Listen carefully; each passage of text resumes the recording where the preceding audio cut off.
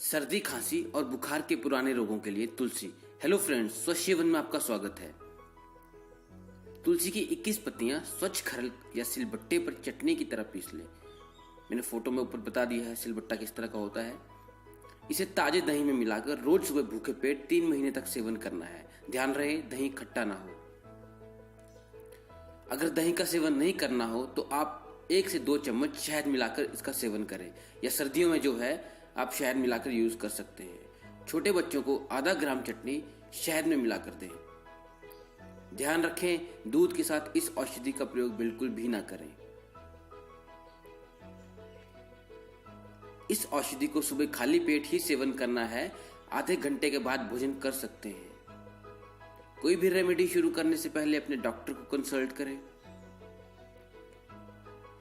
Queries के लिए आप हमें व्हाट्सएप कर सकते हैं। 7831879800 हमारा नंबर है।